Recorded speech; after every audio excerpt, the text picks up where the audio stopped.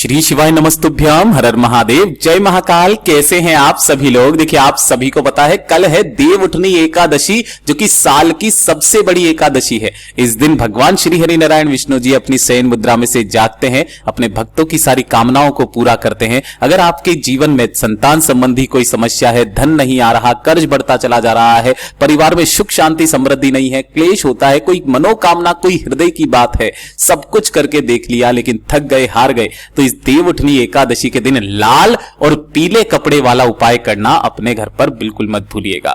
पूज्य गुरुजी ने कहा कि विष्णु पुराण के अंदर वर्णित है कि लाल और पीले रंग के कपड़े का जो उपाय है वो आपके घर में ना सिर्फ धन संपदा की वृद्धि करता है, आपके परिवार को, वंश को आगे बढ़ाता है, आपकी बड़ी से बड़ी कामना को पूरा करता है।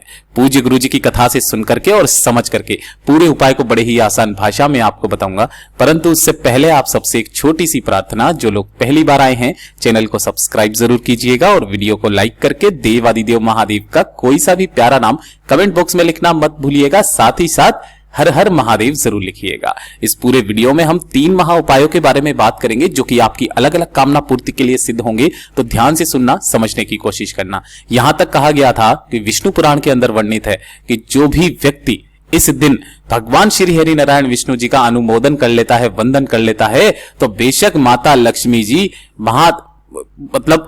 श्री हरि नारायण विष्णु जी के साथ बैकुंठ में विराजमान हो, उनका एक अंश आपके घर में सदैव विराजित रहता है। सबसे पहले बात करते हैं पहले वाले उपाय की। पहला वाला जो उपाय पूज्य गुरुजी ने बताया, ये होगा आपकी घर में धन संपदा की वृद्धि के लिए, संतान की वृद्धि के लिए, सुख शांति समृद्धि के लिए। लेकिन दोनों का क्रम बिल्कुल अलग है। यह है पीला कपड़ा और लाल कपड़े वाला उपाय। पीला कपड़ा और लाल कपड़े वाला उपाय जो कि आपको करना ही करना है। पूज्य गुरुजी ने कहा कि ये एक ऐसा उपाय है जो कि साल में सिर्फ एक बार किया जाता है। देखिए, आपको अगर इस तरीके से लाल कपड़ा मिल जाए तो बहुत अच्छी बात है।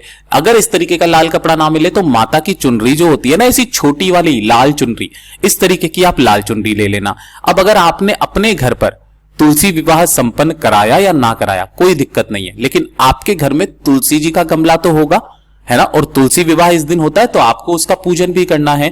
तो इस दिन आपको क्या करना है, तुलसी जी को जब भी आप पूजन करेंगे ना, तो केवल एक ऐसा दिन होता है जिस दिन आप तुलसी जी में जल समर्पित कर सकते हो, एकादशी के दिन।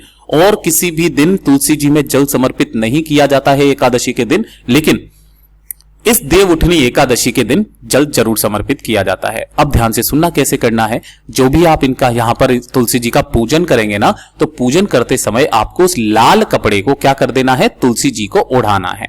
लाल कपड़े को किसको ओढ़ाना है, तुलसी जी को ओढ़ाना है।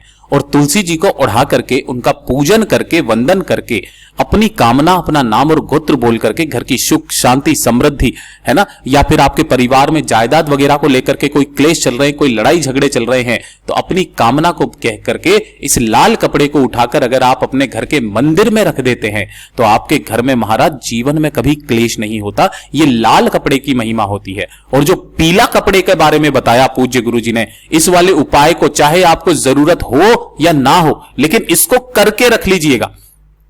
इस तरीके से आपको एक पीला कपड़ा लेना है, ठीक है ना।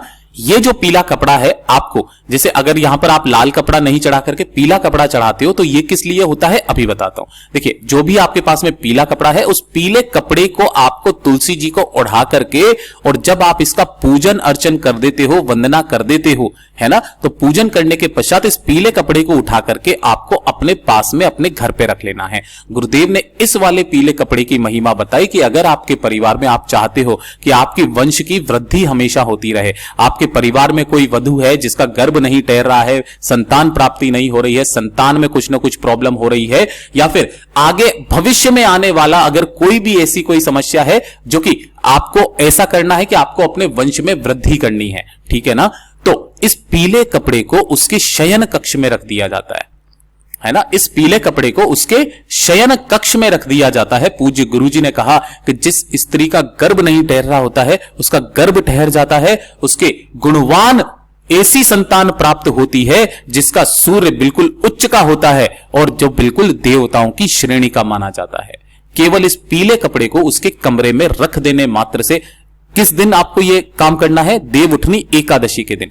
मतलब आपको पीला कपड़ा रख लेना है। भविष्य में जब भी आए इस पीले कपड़े को आपको क्या कर लेना है, उनके रूम में रख देना है।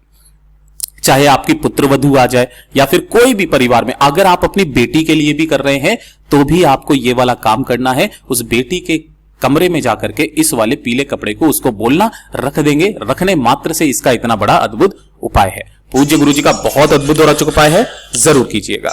अब बात करते हैं दूसरे वाले उपाय की। दूसरा वाला जो उपाय पूज्य गुरु जी ने बताया, ये किन लोगों के लिए बताया, ये चीज ध्यान से सुनिएगा। ये एकादशी का सबसे महत्वपूर्ण उपाय है। गुरुदेव ने कहा कि जब भगवान श्री हरि नारायण विष्णु जी अपनी शयन मुद्रा में से जागते हैं, ठीक है, तो वो जब अपना पहला कदम जमीन पर रखते हैं तो वो कुबेर जी अपने हाथों में लेते हैं और जो दूसरा कदम रखते हैं वो माता लक्ष्मी जी अपने हाथों में रखते हैं।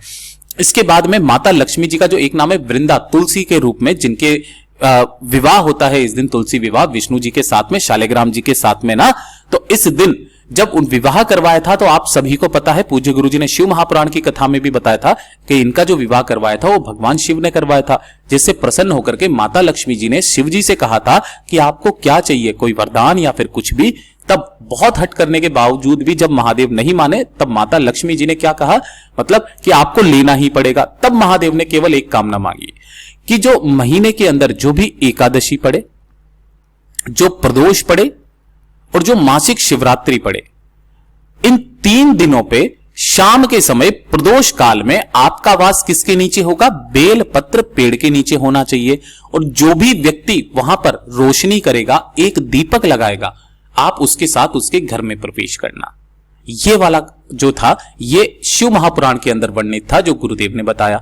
इस दिन का जो उपाय पूज्य गुरु जी ने बताया कि अगर आपके घर में धन नहीं आ रहा, पैसों को लेकर के समस्या है, कर्ज को लेकर के समस्या है, संपदा को लेकर के समस्या है, तो एक दीपक तैयार करना।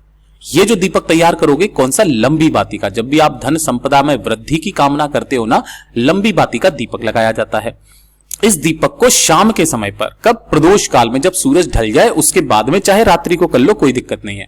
बेलपत्र पेड़ के पास में लेकर के जाना, यहां ला करके इस एक दीपक को आपको क्या कर देना है, जला देना है ना, प्रज्वलित कर देना। प्रज्वलित कर देने के पश्चात ये चीज ध्यान से रखना कि इसे कभी जमीन पर मत रखना, इसके नीचे कोई ना कोई आसन के तौर पर गेहूं, चावल, हरा मूंग के दाने जरूर रखना।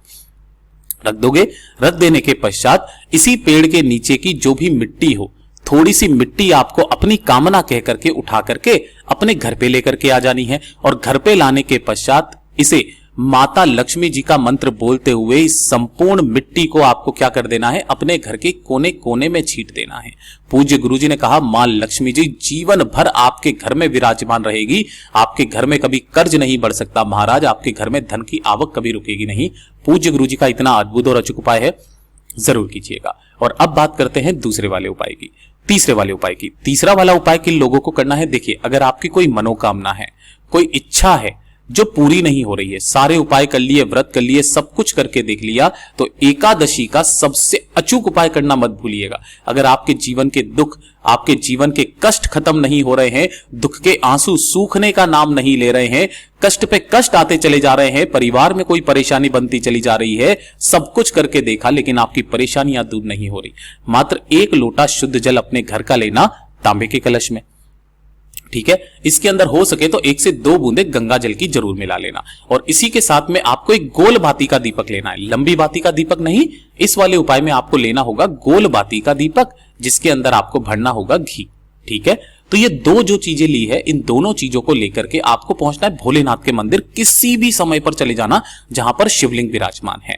यहां पहुंचने के पश्चात आपको शिवलिंग के पीछे की तरफ खड़े होना है, जिससे आपका मुख किधर हो जाएगा, उत्तर दिशा की तरफ में हो जाएगा। सबसे पहले जैसे ही आप यहां पर पहुंचोगे ना, तो ध्यान से सुनना, शिवलिंग की चौखट पड़ेगी। तो जो आपने एक दीपक लिया है, उस दीपक को पहले आपको शिवलिंग की चौखट पर प्रज्वलित करके सीधे हाथ की तरफ में यहां अपने दुखों को, कष्टों को दूर करने की कामना करते हुए यहां प्रज्वलित करना। और उसके बाद आपको शिवलिंग के पास में जाना है और फिर आपको उत्तर दिशा की तरफ मुख करके खड़े हो जाना है। दोनों हाथों में आपको एक कलश जल पकड़ना है, अपना नाम और गोत्र बोलकर, ध्यान रखना, अपना नाम और गोत्र बोल करके इस संपूर्ण जल को श्री शिवाय नमस्तुभ्यम मंत्र का स्मरण करते हुए शिवलिंग पर समर्पित कर देना। शिवलिंग पर समर्पित कर देने के पश्चात यहां पर आपको क्या करना है, जो सामने नंदी बाबा बैठे रहते हैं, तो नंदी बाबा के पीछे की तरफ में जाकर के खड़े होना है। आपको 3 ताली बजानी है और 3 ताली बजा करके आपको क्या करना है, शिवलिंग को देखते हुए 3 बार एक शब्द का स्मरण करना है, जो होता है सुधा, सुधा, सुधा। पूज्य गुरुजी ने कहा, सुधा कौन, स्वधा है मैया पार्वती जी की नानी का नाम, जो कि पितृलोक में निवास करती हैं। और जो भी जल आप समर्पित करते हो, ये संपूर्ण जल आपके पितरों के भाग में जाता है। पितृ तृप्त होते हैं, खुले हाथों से आशीर्वाद लुटाते हैं, आपकी सारी मनोकामनाएं पूरा करते हैं। यहां तक कहा गया कि देवउठनी एकादशी के दिन अगर कोई व्यक्ति 3 बार स्वधा शब्द ना बोल करके स्वधा स्रोत, जिसके अंदर 12 श्लोक होते हैं, अगर उन श्लोक का मात्र पाठ करके भी आ जाता है तो उसे 100 बार श्राद्ध करने का और सभी तीर्थों में स्नान करने का पुण्य फल भी प्राप्त होता है, जो कि ब्रह्मा जी के द्वारा रचित स्रोत है। पूज्य गुरु जी के सभी उपाय बहुत ही ज्यादा खास और अद्भुत है, जरूर कीजिएगा। वीडियो पसंद आए तो लाइक जरूर करना, चैनल को सब्सक्राइब जरूर कीजिएगा। मैं आपसे मिलता हूं अगले वीडियो में, तब तक के लिए ओम नमः शिवाय, हर हर महादेव, जय महाकाल।